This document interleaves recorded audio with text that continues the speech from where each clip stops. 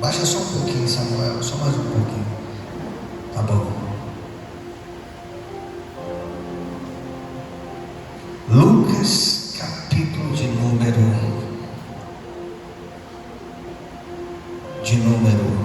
14.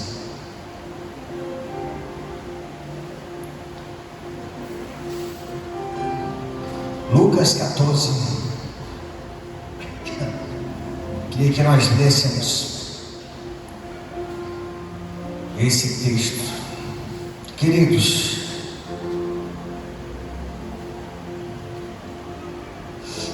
eu me preocupo muito com a qualidade.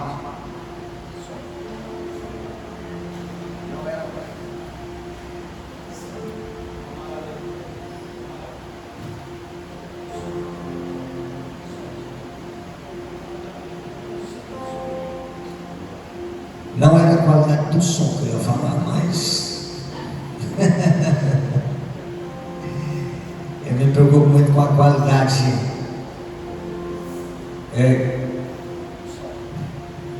com o tipo de qualidade, com a qualidade de vida que nós levamos. Eu digo aqui nos casais, não é suficiente estar casado, querido. Nós precisamos estar num casamento funcional, saudável, prazeroso, que seja bênção, que seja abençoador. E na vida da gente, a vida da gente, ela precisa de qualidade, ser uma vida com qualidade. É como um fruto. Às vezes você vê a goiaba com uma linda, você parte, está cheio de bicho dentro, aqueles bichinhos da goiaba, você joga fora. A goiaba tem que estar bonita por fora, por dentro. Alguns, acho que foi na Vládia, né? Com certeza. Convidar a Vládia hoje e o Cleiton para almoçar uma comida francesa, né? Arroz não tem, e ela aceitou de pronta. E ela disse assim: rapaz, eu pensei que você não ia aceitar, se é por elegante, ela é, né? Não julgue só pela aparência, não. Bom, queridos, e aí a gente precisa, à luz das Escrituras, a gente precisa, inclusive nós estamos aqui culto a culto, encontro a encontro, domingo a domingo, por essa razão. Nós somos cristãos para nos melhorarmos como pessoa. Aliás, diga-se de passagem, no ato da conversão, nós já damos uma melhorada gigantesca. Porque conversão significa justamente isso, seguir outros rumos, outros caminhos. Aí, no processo de santificação, que vai durar a vida toda, a gente vai só melhorando, tirando as arestas, para que a gente se torne pessoas melhores. A ideia é essa. E aí, como nós somos cristãos e cremos que Deus se revelou na história da humanidade, aí nós tentamos compreender o que Deus espera de nós. Porque existem muitas maneiras de se viver a vida. Muitas pessoas construíram filosofias, ideologias, formas de compreender o mundo e a forma como se vive a vida, como se deve viver a vida. E aí você vê as pessoas abraçando-se algumas dessas ideias, vivendo por elas e até morrendo por elas.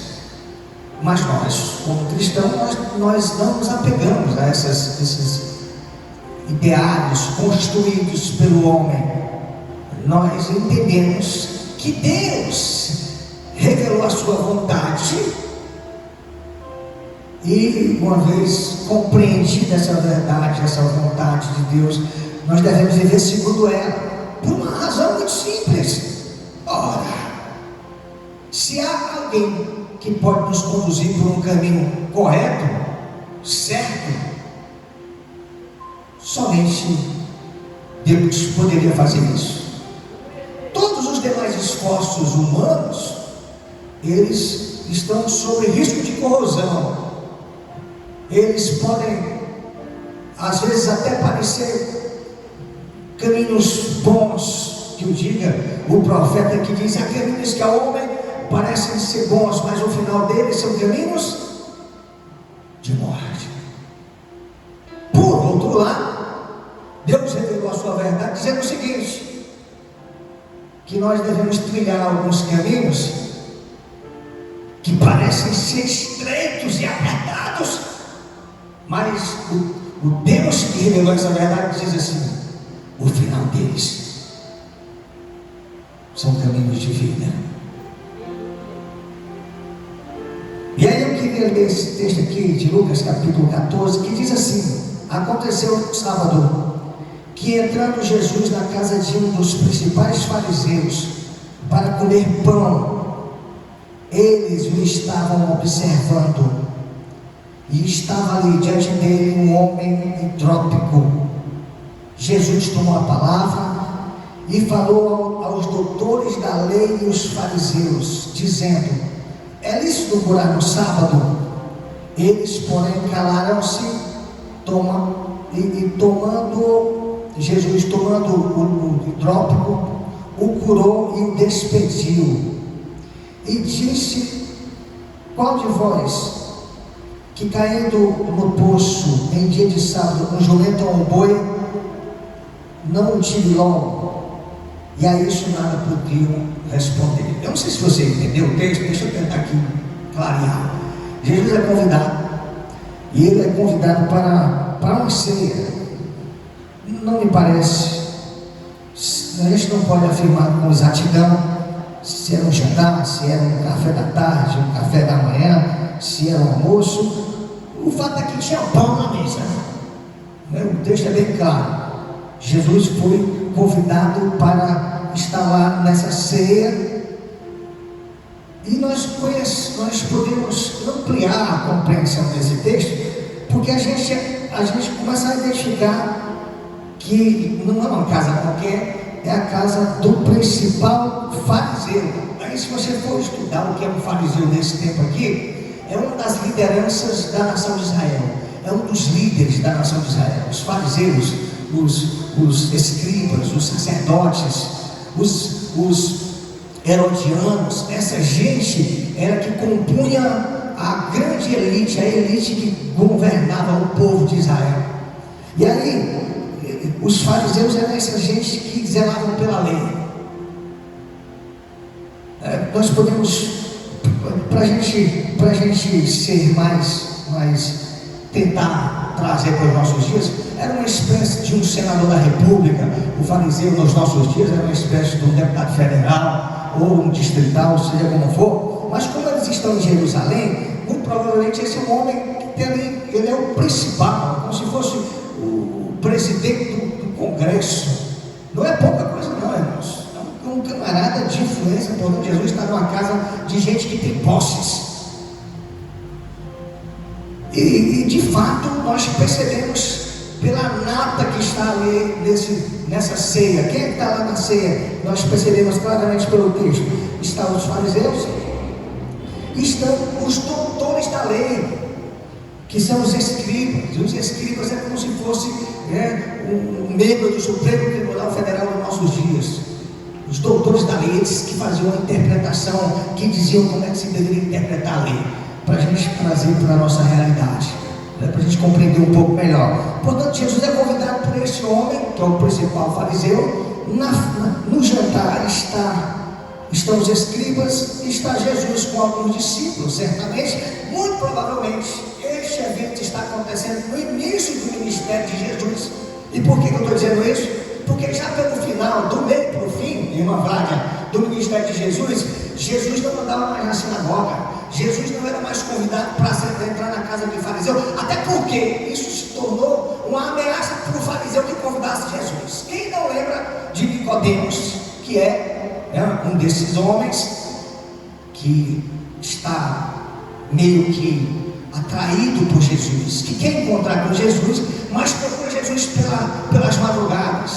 noite. Por que ele faz isso? Porque ele não quer que as pessoas saibam que ele, um fariseu, de repente seja visto com Jesus. Portanto, convidar Jesus para ir para um almoço em sua casa, para ir para uma ceia na sua casa, foi algo que aconteceu no início do ministério de Jesus. Jesus, inclusive, no início do seu ministério, ia para as sinagogas. Mas depois de um tempo, as sinagogas se fecharam para Jesus. Aí, o campo missionário de Jesus foi as ruas, foi as praias, foram as praças, foram as aldeias, foram as casas dos seus discípulos, e foi uma casa que Jesus tinha em Cafarnaum. Isso era o campo onde Jesus pregava. Mas a sinagoga, que era a igreja do povo de Israel, fechou essa porta para Jesus. Portanto, nós temos esses elementos que nós podemos já dizer com certa firmeza de que é no início do ministério de Jesus, que Jesus está numa casa de gente que faz parte da aliança do povo de Israel, e também nesta ceia, nesta reunião, neste encontro em que o principal dos sacerdotes convida algumas pessoas, existia um homem hidrópico. Hidrópico é uma pessoa que tem problemas de circulações terríveis. Em alguns graus isso causa doenças severas de coração, etc e tal. Esse homem também foi convidado. Nós não sabemos absolutamente nada sobre desse homem, a não ser que era um homem e que tinha essa enfermidade terrível. Ainda hoje existem pessoas com essa enfermidade, e pessoas com essa enfermidade normalmente elas sofrem de inchaços localizados em membros, nas cavidades.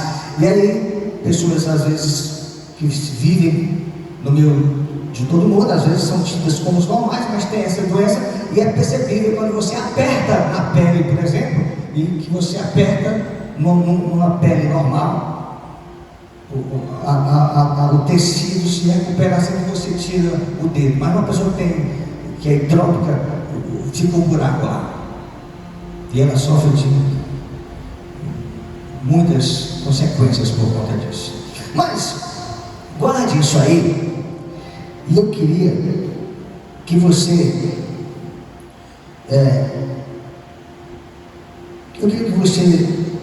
voltasse no capítulo 13. Eu queria que você voltasse no capítulo 13.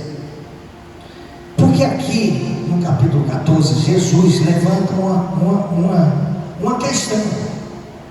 Jesus vai curar esse homem hidrópico. Mas antes de Jesus curar, Jesus levanta uma questão: se era lícito curar no sábado. E esses homens ficam em silêncio.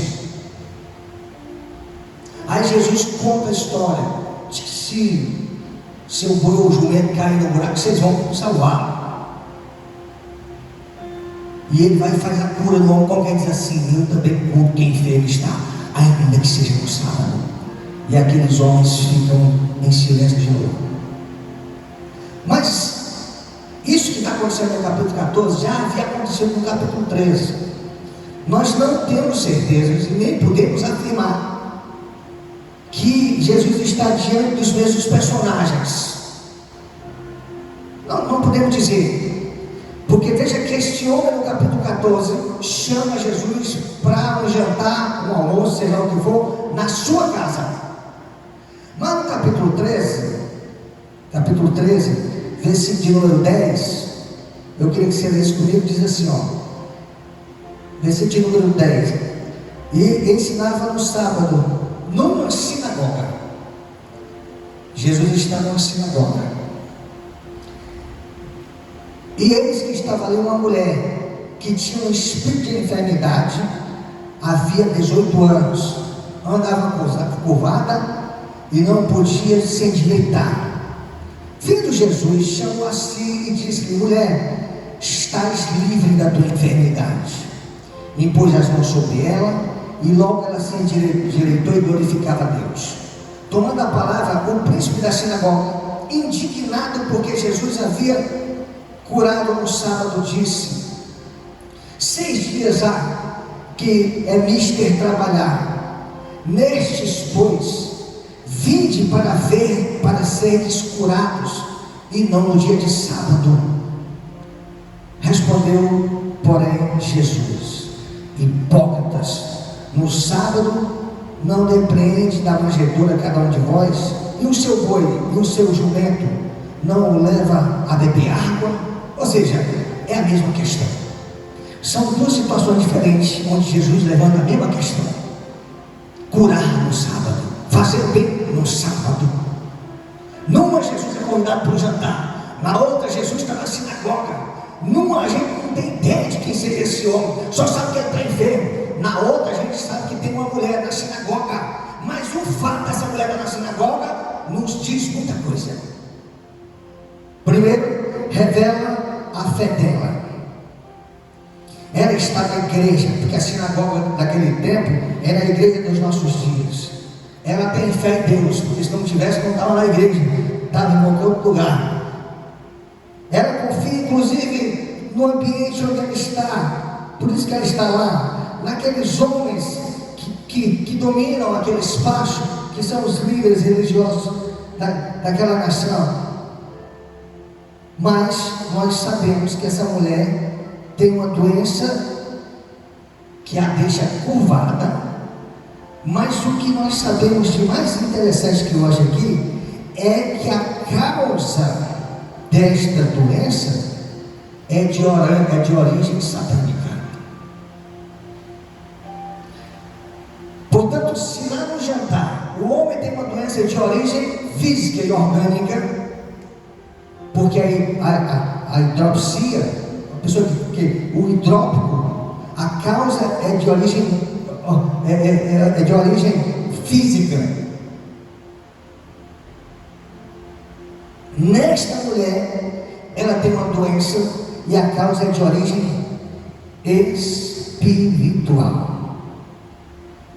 E de fato, queridos, o que me chama a atenção é que esta mulher tem fé em Deus, é que esta mulher vai para a igreja, é que esta mulher confia nos líderes religiosos do tempo dela, é que esta mulher aparentemente é uma pessoa que está fazendo tudo direitinho dentro da sua fé, dentro das tradições da sua religião, crendo até que nós cremos, inclusive. E por que isso me chama a atenção? Porque se alguém está na igreja, teoricamente ela não poderia estar, pelo menos nós não cremos, eu não creio nisso, sofrendo a influência direta de Satanás sobre o seu corpo, a ponto de adoecê-lo. Mas por esse tempo, presta atenção, por esse tempo, no tempo em que Jesus está no meio daquele povo, os espíritos se apossavam das pessoas, causando enfermidade nelas. Os evangelhos estão cheios de situações em que mostra que algumas doenças que Jesus se deparava, que ocorria com aquelas pessoas, tinham causas espirituais. Mateus capítulo 9, versículos 27 a 34, fala que existia um homem que era cego e mudo. E ele era cego e mudo, por quê? Porque existia um espírito demoníaco nele. Jesus encontra-se com esse homem, expulsa o demônio e ele volta a enxergar e a falar. A causa da doença daquele homem era espiritual. Quem não lembra do Gadareno? O homem que tinha uma legião de demônios e que por isso era demente. Ele não era demente porque ele tinha disfunções cerebrais. Ele não era uma pessoa esquizofrênica, ele não era uma pessoa que estava lunática porque ele tinha um problema psiquiátrico, mas ele estava com essas manifestações de demência, de loucura, porque ele estava com a legião de demônios. Jesus expulsa a legião de demônios e o homem recobra o seu juízo, o seu sentido normal. Então, de fato, nós temos várias situações, inclusive esta mulher que está enferma, porque o espírito de enfermidade está sobre o seu corpo, está sobre ela. Os irmãos estão compreendendo? Mas deixa eu dizer uma coisa para você. É em 1 João capítulo 5, versículo 18. você teve um encontro genuíno com Jesus. A Bíblia diz, no 1 João capítulo 5, versículo 18, que aqueles que são nascidos de Deus não vivem mais na prática do pecado, e a estes o diabo não lhe toca. Portanto, o diabo podia até se andar, se alojar na vida daquelas pessoas do tempo que Jesus estava, mas quando Jesus morre e ressuscita, e aí ele cela o seu povo, a sua igreja, e o diabo não tem mais poder sobre a sua igreja. Não à toa Jesus disse que Pedro, quem dizes que tu sou? Aí Pedro, que os homens dizem que eu sou? Aí uns dizem que é Pedro, um diz que é Isaías, um diz que é Elias, outro diz que é Jeremias, e vós, quem dizeis que eu sou? Aí Pedro se volta e diz o seguinte: o Senhor é o Cristo de Deus, o Senhor é o enviado de Deus, sou o Filho de Deus sobre a terra. Aí Jesus diz: bem-aventurado és tu, porque não foste carne nem sangue que te revelaste, mas o Espírito Santo de Deus que está em ti. E eu digo mais: tu és Pedro, e sobre esta pedra edificarei a minha igreja, e as portas do inferno não prevalecerão contra ela. Então, se nos tornamos filhos de Deus, e aí parece ser a coisa mais simples do mundo, irmão, você quer se tornar membro da igreja? Sim, eu quero. Mas vocês têm uma representatividade espetacular, porque quem é membro de uma igreja é servo de Jesus, aceitou Jesus em sua vida. E a Bíblia diz lá em João capítulo 1, versículo 12, porque todos quando receberem, uns receberam não, sabe, receberam, são feitos filhos, nascidos não da carne, nem da vontade humana, mas da vontade de Deus. Esses são feitos filhos de Deus.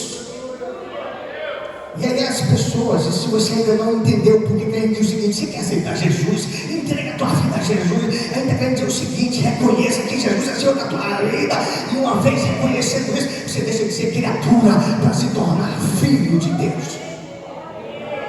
E os filhos de Deus, o diabo não toca.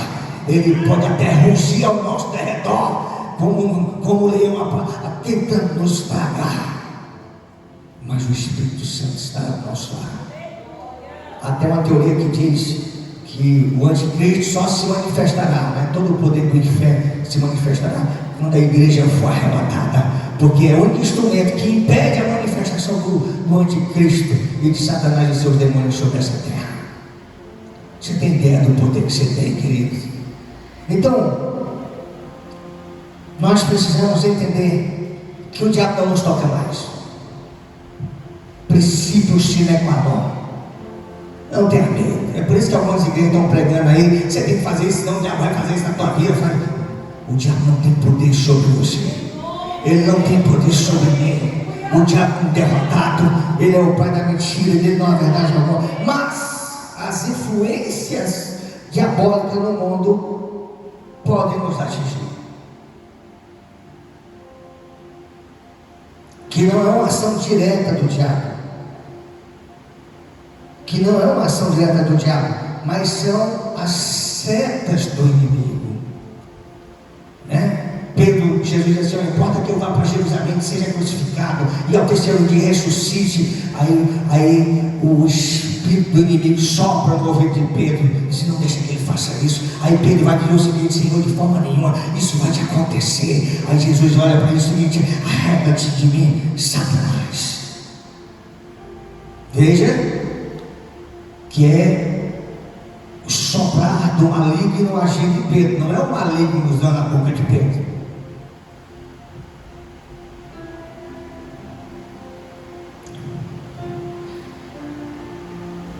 E aí, queridos,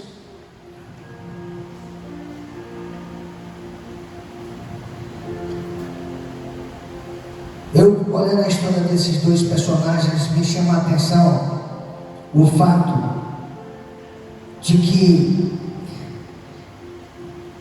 esses homens, me chama a atenção o fato desses homens, queridos, eles serem pessoas insensíveis,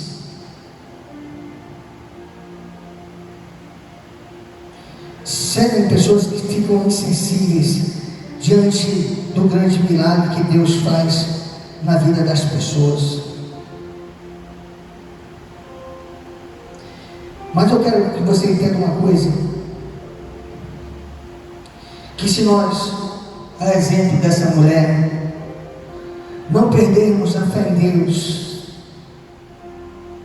se nós não nos afastarmos da igreja,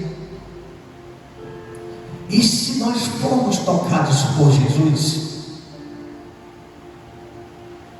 então nós podemos afirmar com certa segurança, e é isso que nós dizemos para a pessoa: essa é a nossa pregação. Qual é a nossa pregação? Tenha fé em Deus, fique perto das pessoas que confiam em Deus, se entregue para Jesus. Porque é isso que está acontecendo com essa mulher. O texto diz claramente que Jesus toca nessa mulher, e algumas pessoas ainda estão curvadas diante das suas enfermidades, ainda estão sofrendo, porque eu fico imaginando essa mulher, com essa condicionante de ter uma coluna curvada, a dor que isso causava nela, e às vezes a gente arrasta dores pela vida inteira. Essa mulher está há 18 anos sofrendo, mas ela sofreu até o instante em que ela não perde a fé, até o instante em que ela está no meio do povo de Deus, e até o instante que ela encontra-se com Jesus. Tem uma coisa de uma vez por todas: não é suficiente crer em Deus, não é suficiente estar na igreja, nós precisamos ter um encontro com Jesus, ter um toque, receber um toque de Jesus sobre nós.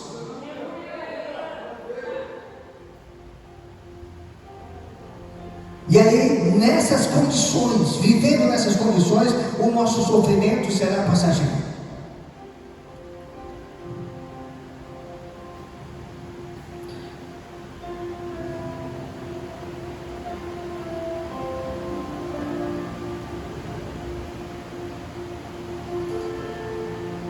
Nosso sofrimento certamente será passageiro, porque nós encontramos desafio na vida. Nós encontramos lutas pela vida, mas esse sofrimento, essas lutas, elas têm que ter começo, meio e fim. Não à toa o salmista diz: o teu choro pode demorar uma noite inteira, mas a alegria virá pela manhã. O fato de ter Jesus não nos impede de entrar em vales de sombra e de morte, mas não nos deixarão desesperados nesses vales. O fato de termos, confiarmos em Deus, andarmos com Jesus, não garante que nós vamos passar por um momento de lutas, às vezes, de necessidades, mas a Bíblia diz claramente no Salmo 137, versículos 25: eu fui moço e agora sou velho, contudo eu nunca vi um justo desamparado, nem a sua descendência a mendigar o pão.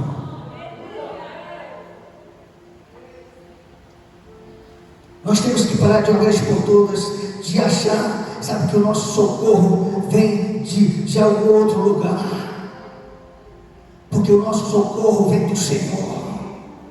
Como diz o Salmo 121, eleva os olhos para os altos, de onde me virá o socorro? O meu socorro vem do Senhor. Nós temos que entender que não há garantia alguma de que cessarão as nossas dores se nós estivermos com a conta bancária cheia, se estivermos com saúde, se estivermos com amores, se estivermos com segurança, debaixo de bons governos, com uma família saudável. Por quê? Porque tudo isso pode implodir de uma hora para outra e nós nos encurvarmos diante da dificuldade da vida. Não há segurança alguma de que estaremos bem se tudo estiver bem, porque todas essas coisas e todas as outras que a gente procura segurança podem implodir de uma hora para outra. Inclusive a Bíblia diz que uns confiam em carne, outros em seus cavaleiros, mas nós fazemos menção ao nome do Senhor dos Exércitos.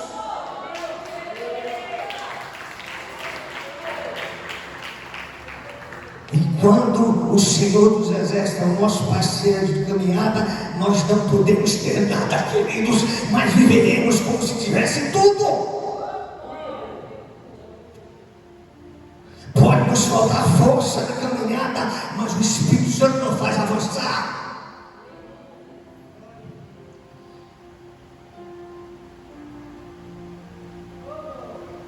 Aleluias. É por isso que no Salmo 23, versículo 23, versículo 1 diz assim: Ainda que eu ande mesmo que eu ande pelo vale da sombra da morte, mal algum eu temerei. Diz mais no início: o Senhor é meu pastor e de nada terei falta. Não é que nada vai me faltar, querido. Isso é uma interpretação equivocada do versículo. Pode faltar. Pode faltar, queridos. E às vezes falta, porque a vida é assim. Mas a gente vive como se não estivesse sentindo falta de coisa alguma. Então, queridos, a história dessa mulher me faz entender que Deus cuida de nós, que Deus é que cuida da gente. Eu não sei por onde essa mulher andou nesses 18 anos. Eu sei onde a mulher do fluxo de sangue andava, gastando tudo que tinha com os médicos. E não tem nenhum problema você procurar os médicos. O problema é que ele esqueceu o Senhor dela, esqueceu de ir para a sinagoga, esqueceu, sabe, queridos, de estar, sabe, de estar crendo em Deus, porque crendo nos médicos, mas encontrou-se com Jesus. E encontrando-se com Jesus, a gente repara tudo. É por isso que eu não sei quem é o homem, mas foi suficiente para ele encontrar-se com Jesus. Eu não sei quem é o homem hidrópico, eu só sei que foi suficiente ele encontrar com Jesus. Eu não sei para onde ele foi, mas certamente ele fez a sua vida. E se ele não fosse um homem que ia para a sinagoga, passou aí. Se ele fosse um homem que não queria mais em Deus, ele passou a crer. Porque quando a gente encontra com Jesus, Jesus é o caminho que nos leva para perto, para bem pertinho do Senhor. E aí quando a gente está perto do Senhor, quando a gente está com essa fé ajustada com Deus, aí sabe o que acontece, queridos? Aí a gente vive a vida, sabe, plena, em plenitude. E aí a gente não se corrompe com essas coisas que o mundo oferece, porque a gente vive segundo a fé em Deus. Gênesis capítulo 14.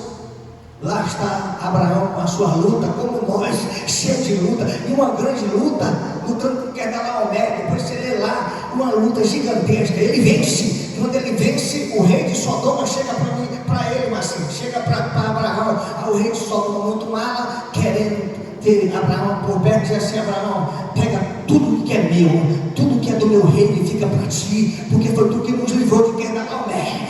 Aí Abraão chega para ele e diz o seguinte: deixa eu lhe dizer uma coisa, rei de Sodoma, eu não quero nada teu, para depois tu dizer que foi você que me ligou, porque eu fiz um voto ao meu Deus que não pegaria nada do que me pertence. Aqueles que foram comigo que peguem. Quem vai me abençoar é o Senhor dos Exércitos.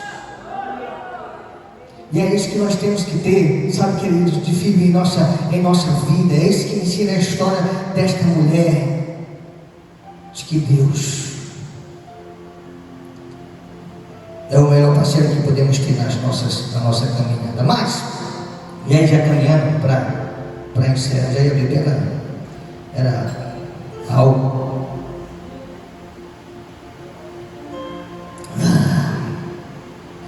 Mas, queridos, o que mais me intriga aqui, e o que mais me chama a atenção na história desses dois personagens, aliás, dessas duas histórias, não é esses dois personagens. Porque, não sei se os irmãos entenderam, tudo que eu quis dizer para você é que esses dois personagens encontraram com Jesus e as suas dores cessaram, seu sofrimento diminui. Sofria porque tinha coluna curvada, o outro porque tinha um corpo inchado.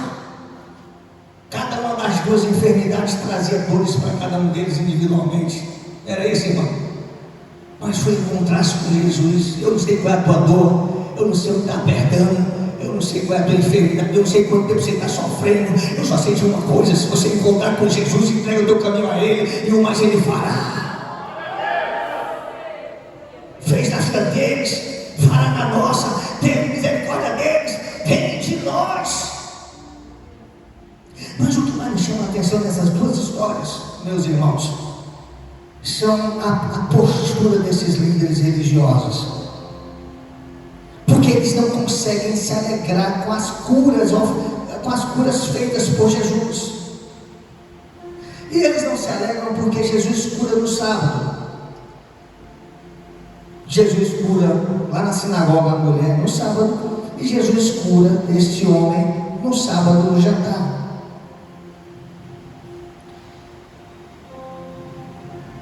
Vejam só quem são essas pessoas, são líderes do povo. Eles que devem estar ensinando o povo a ter fé, portanto deveriam ser os representantes da fé do povo. Mas esse pessoal aqui, esses líderes religiosos, por várias razões que você vai entender na escola dominical, eles se tornaram mais apegados à tradição do que aos mandamentos de Deus. Porque as tradições sustentavam o status deles, os status deles. Na verdade, esse povo se corrompeu, essa liderança está corrompida. Aqueles que deveriam ser o povo que estava cuidando do seu povo, um povo tirado do meio do povo para cuidar do povo, se corromperam por conta dos privilégios que passaram a ter pelos cargos que exerciam. Ser um fariseu, ser um herodiano, ser um escriba, ser um sacerdote, isso eles tinham salários, tinham que cobrar imposto do povo, viu, Dário? Nada diferente de hoje, né? E aí, com os impostos do povo, eles mantinham o seu status. E aí, eles foram criando tradições para segurar o povo. E dentro das tradições, eles se perderam da vontade de Deus, irmão Queixinho, irmão querido. Não à toa, quando Jesus vai passando no meio do milharal com o seu discípulo vem desbunhando milho e botando para dentro, comendo, desbunhando milho. Estava com tanta fome que, se eu não me engano, Pedro comeu até o sabor, vem comendo milho. Aí os líderes religiosos, quando vê que eles estão colhendo milho no dia de sábado, diz o seguinte: isso é de Deus. Se fosse de Deus, não estava quebrando a lei no sábado, porque estão colhendo espigas. E dia de sábado é dia de descanso. Aí Jesus diz o seguinte: vocês são bando de hipócrita, porque está escrito na lei de Deus que aquele que filho deve honrar pai e mãe, e a oferta que se deve dar a eles é corba. Ou melhor, você deve honrar pai e mãe. Mas você diz assim, ó, o que vocês estão dizendo na tradição? Olha, a oferta que vocês iam dar para o pai de vocês para honrar eles tem que ser corba. E o que é corba? Traga para o templo. Alguma semelhança com os nossos dias é pura coincidência, né? Os sacerdotes daquele tempo querem extrair o dinheiro do povo para levar para o templo, e muitos sacerdotes de hoje em dia só falam em dinheiro também. Aí Jesus diz: vocês têm se apegado mais às tradições dos homens do que à lei de Deus. Pois bem, é aqui que eu queria encerrar a nossa conversa. Por que estes homens não se alegram com o fim da dor do próximo? Porque é ou não é, queridos, o fim de um drama, o fim, tá? O encontro de Jesus com esses homens é ou não é o fim, sabe, de um martírio, de uma dor, de uma angústia, de uma história de sofrimento? Claro que é. E esses homens deveriam ser os primeiros a se alegrarem com isso, mas eles estão enraivecidos. Lá no templo, a pessoa que é responsável da sinagoga tomou foi a palavra: peraí, deixa eu dizer uma coisa, tem 6 dias para essa mulher ser curada, logo hoje, dia de sábado. Esse outro aqui, claramente no capítulo 14, eles estão, versículo 1, no final, olhando Jesus, estão observando Jesus. Não estão dizendo nada, mas por dentro estão estrangulando Jesus, dando voador em Jesus, né? Por dentro eles estão falando nada, mas por dentro eles estão, como muitas vezes a gente fala, né? Vamos ser sinceros, queridos. A gente olha para esses homens aqui religiosos e diz o seguinte: poxa, eu estou na igreja, eu que deveria estar estudando essas pessoas que estão chegando, mas o que ele está fazendo aí, essa atitude que ele está tomando, e veja só que coisa interessante, por que eles não conseguem se alegrar? Por que eles estão tão insensíveis? Por que esses homens não se alegram com o fim da dor do próximo?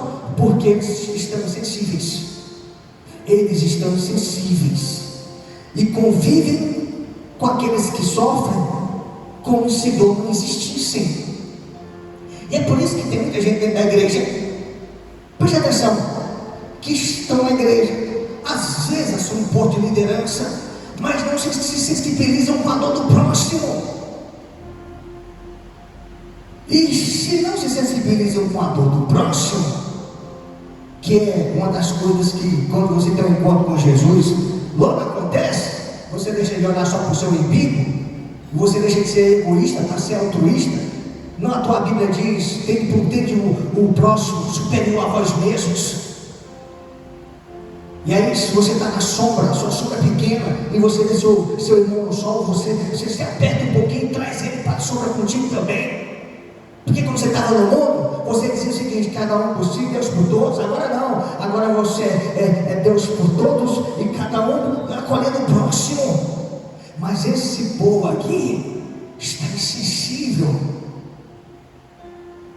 Uma prova clara de que ainda que estejam na igreja, de que ainda que sejam liderança da igreja, estão distantes de Deus, porque estão apegados mais às tradições dos homens. Estão mais apegados às tradições dos homens, e porque são insensíveis, são incoerentes. Aí vem Jesus curando no sábado. Aí Jesus diz: vocês são incoerentes, hipócritas. Vocês estão achando ruim porque eu curo uma pessoa no sábado, e vocês buscam o boi e o jumento que cai no buraco no sábado. Que incoerência! Vocês são incoerentes porque são insensíveis. Prestem atenção. Vocês não estão se alegrando porque são insensíveis, e são insensíveis porque são incoerentes.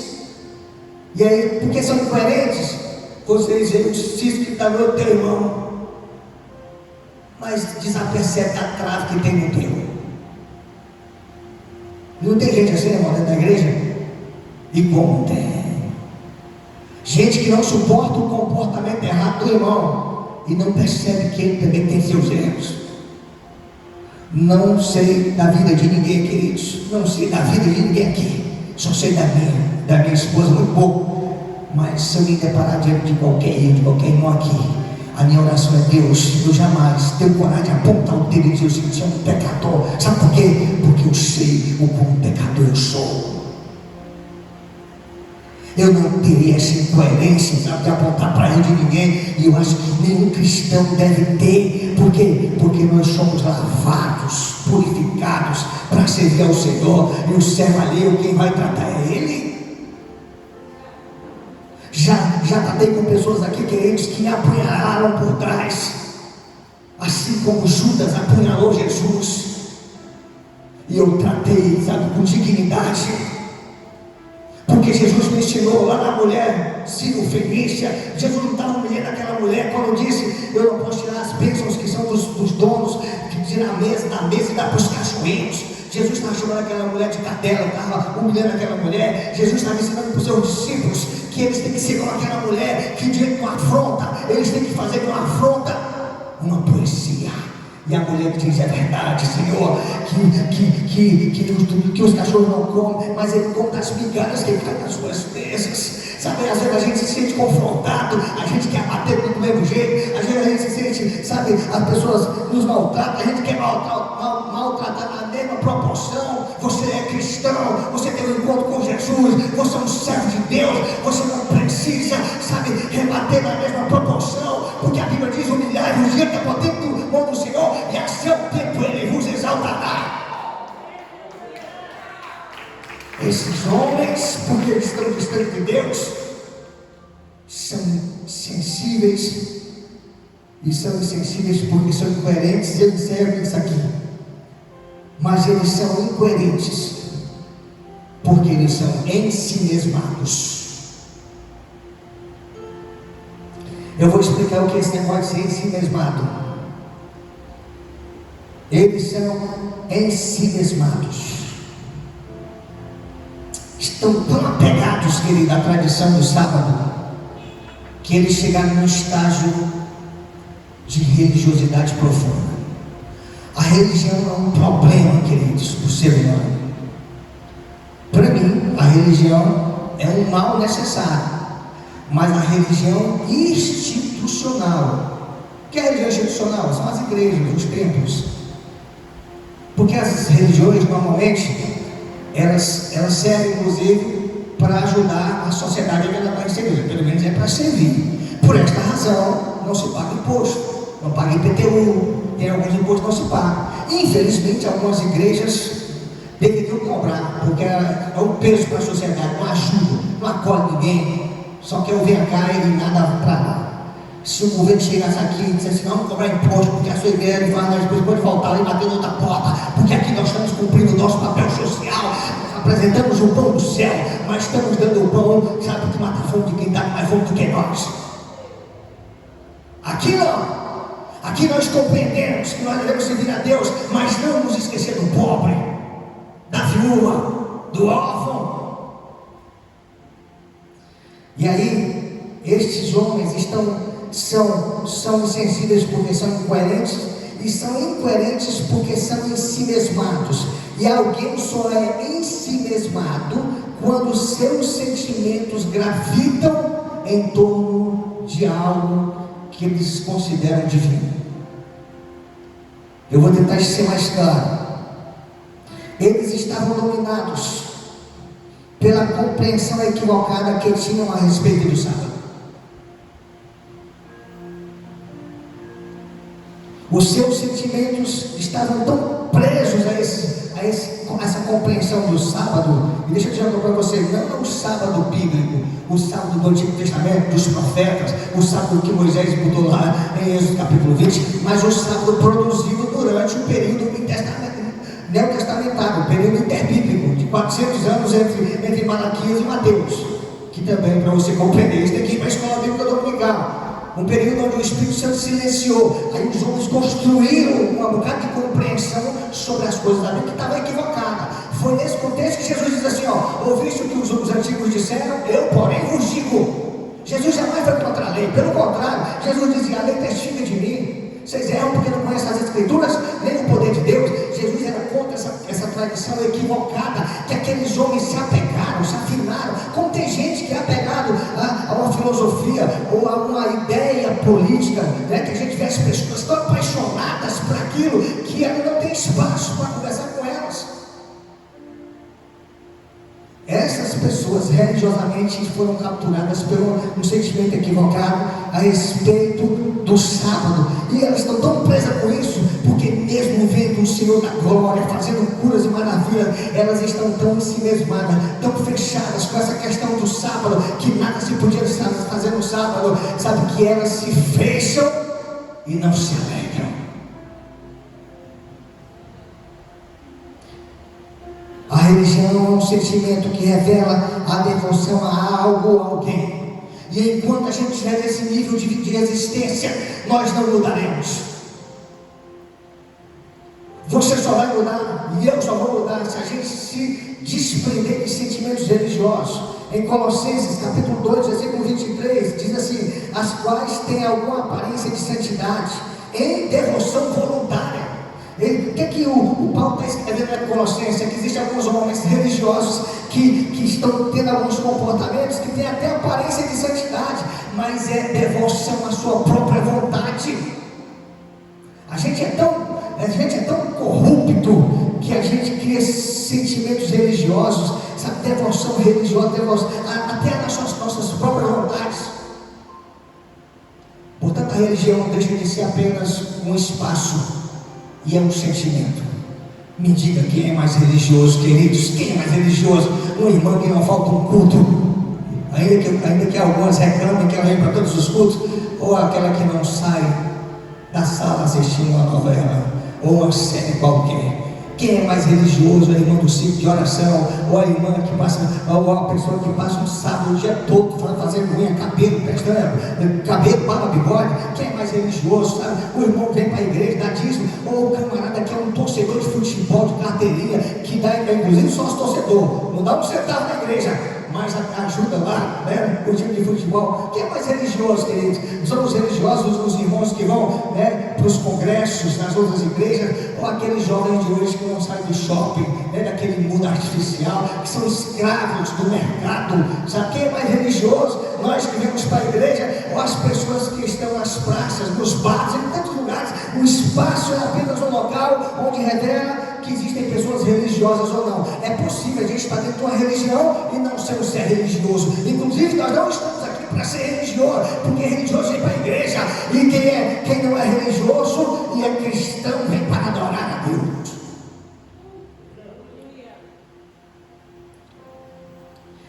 Portanto, queridos, eu encerro com isso. Se nós podemos ser capturados por sentimentos religiosos que nos deixam incoerentes, que nos deixam insensíveis diante da vida, da mudança das pessoas, das dores das pessoas, da alegria das pessoas, eu lhe pergunto, queridos, para estes homens, o que tem direcionado, dominado o coração deles é o sentimento religioso equivocado com respeito ao sábado. Mas a você e a mim, o que é que tem dominado o nosso coração que nos faz ser em si mesmado?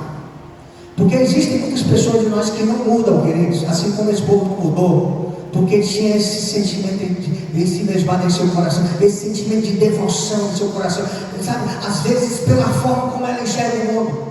Eu sou assim, eu nasci assim. Gabriela é clássico dessas pessoas. Eu não mudo. E por que não muda? Porque tem uma forma de enxergar a vida que ela diz o seguinte: é assim que eu sou e acabou-se. E eu quero dizer algo para você: se você se tornou incoerente em muitas coisas, às vezes você nem percebe. Se você se tornou insensato em muitas outras, às vezes você nem percebe.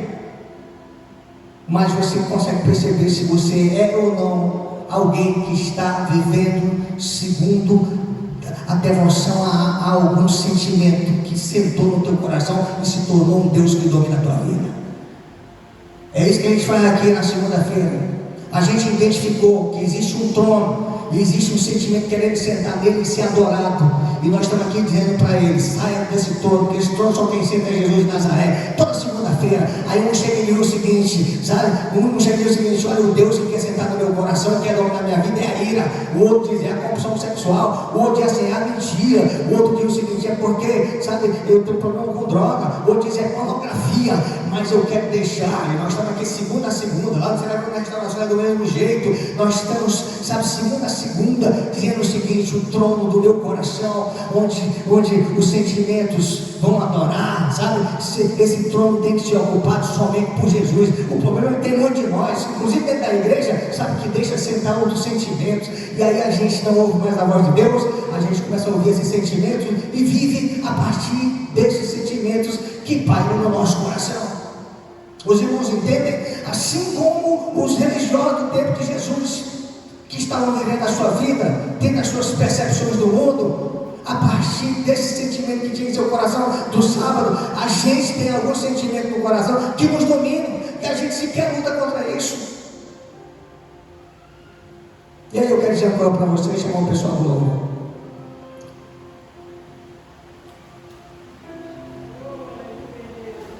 Eu não sei o que foi que você aprendeu a ser quem você é. Eu não sei se você aprendeu a enxergar a vida como você enxerga, a ter o comportamento que você tem, dizer o seguinte: eu não abro mão, eu sou assim e acabou-se. Sou cristão, vou para a igreja, estou na igreja, enfim, eu não sei quem é você. Eu não sei quais são os sentimentos do seu coração. Eu só sei de uma coisa: se a gente tem que moldar a nossa vida, seguir a nossa vida em alguma trilha, a única segurança que nós temos é se a gente seguir e moldar a nossa vida segundo a vontade de Deus. Se você está diante de um abismo, e aí você precisa passar de um lado para o outro, e tem duas madeiras, imagine você no abismo, tem duas madeiras para você atravessar. Uma é a madeira mais resistente que tem, o pino, sei qual é a madeira mais resistente que tem. Mas a outra, sabe, queridos, é uma madeira mais frágil que existe.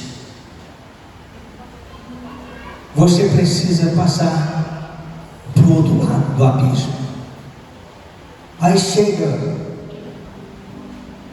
o carpinteiro diz assim para ti: olha, passa por essa aqui, vai por mais nada aqui, porque eu sou carpinteiro, eu tenho de madeira. Pode ver, irmãos. E aqui é mais seguro para você. E aí, se você for inteligente, você vai dizer assim: ele é carpinteiro, eu entendo de madeira, é por aqui que eu vou. Mas a outra é mais bonita do que a madeira, que é mais resistente, mas é frágil. Aí você olha para a madeira mais bonita, aí você chega e diz o seguinte: olha, eu não quero nem saber o que você é, eu gostei foi dessa madeira, eu vou passar por ela. E é assim que acontece com quem é em si mesmado, sabe o que é isso? Com quem não sabe nada da vida e pensa que sabe tudo. Aí começa a atravessar a madeira que é bonita, que ela se agradou mais. Só que quando chegar no momento de maior tensão, a madeira que não tem resistência vai quebrar e você vai desabar. Sabe o que eu quero dizer com isso? Que nós só temos uma segurança nesta vida. Eu não sei como é que você tem vivido a sua vida, mas o carpinteiro de Nazaré revelou a sua vontade na sua palavra, e é por ela que nós devemos andar, queridos. E aí, por mais que você ache melhor, mais confortável, mais bonito, mais interessante, andar por outros caminhos, sabe de uma coisa? Você está atravessando um abismo. A vida é cheia de abismos, queridos, e a gente tem que moldar as nossas passadas aquilo que Jesus ensinou. Eu queria que você ficasse em pé comigo em nome de Jesus. Eu queria que você ficasse em pé comigo em nome de Jesus. Oh, aleluia. Não é fácil, Jesus, o caminho é estreito, não é fácil. Mas não nos deixa ser como esses religiosos. Não nos deixa ser como esses homens religiosos que estão no templo, vão para o templo, mas se perderam na caminhada, não se alegram mais, se tornaram insensíveis, se tornaram incoerentes, se tornaram em si mesmados, beiçudos, birrentos, querem as coisas do seu jeito. Nós queremos fazer a tua vontade, Jesus, ainda que seja difícil, ainda que seja dura, ainda que seja caminho de cruz, ainda que seja caminho de renúncia, é o caminho que nos conduzirá para a vida eterna. Vamos louvar a Deus, queridos. Aleluias. Aleluias. Aleluia. Glória a Deus. Vamos louvar a Deus. Deus, em nome de Jesus, nós queremos te louvar. Amém. Vamos louvar.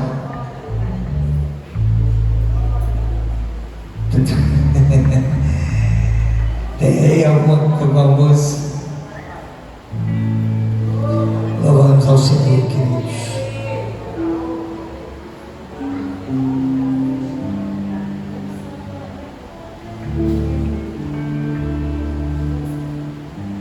Alô? Vamos louvar o Senhor com o hino 491 também da harpa, tá certo? Mas o Rodagem vai passar aqui pra gente.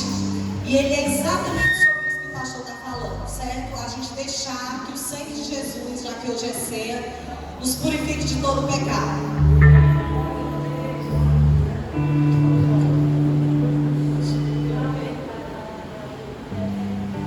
Lá.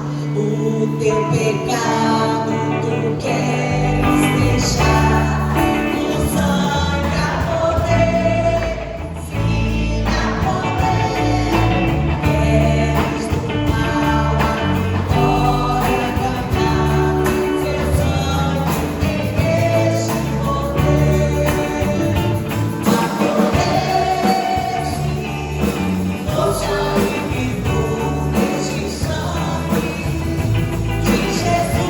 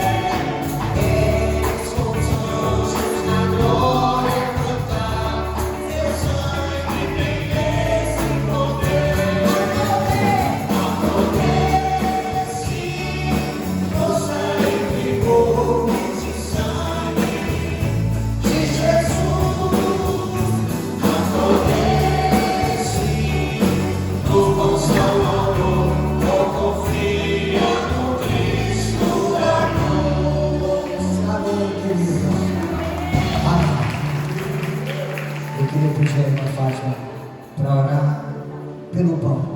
Nós vamos participar dessa ceia. E a minha irmã para orar pelo vinho, em nome de Jesus. Glórias te damos, Senhor, maravilhoso e eterno Pai, Deus de eterna bondade, bendito seja o Cordeiro imolado lá na cruz do Calvário. Pai, neste momento eu estou com este pão, Senhor, que tu possa tirar do uso natural, Senhor, para transformar no teu corpo, que foi rasgado, imolado, por amor de todos nós lá na cruz do Calvário. Que nós comemos desse pão, Pai. A cada dia nós podemos se aproximar mais de ti. Até, Paizinho, aquela grande ceia que tu já preparou para cada um de nós, no céu dos céus, no terceiro céu, Senhor, tu está esperando, Senhor, para nós, Senhor, saciarmos contigo, louvar e engrandecer teu santo nome. Assim, Senhor, é que eu te oro, assim é que eu te louvo e bendigo teu nome para todos sempre. Amém. Amém. Ainda em concordância com a tua serva, Senhor, aqui está, Senhor, este vinho, meu Pai, que simboliza, meu Pai, o teu sangue, que foi derramado, meu Pai, naquela cruz, Senhor, em prol, Senhor, de nossas vidas, Senhor, mesmo, Senhor, sem merecermos. Mas tu, Senhor, pela infinita misericórdia, Senhor, nos amou primeiro, Senhor. Assim eu te oro, por fé, já te agradeço. Amém. Amém. Nós vamos louvar.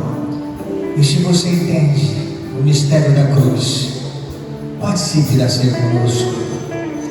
Ele, cruz, para que nós tivéssemos vida e vida abundância. Vamos louvar a Deus. Amém? Vamos louvar enquanto os irmãos distribuem os elementos. E você louva com a gente em nome de Jesus.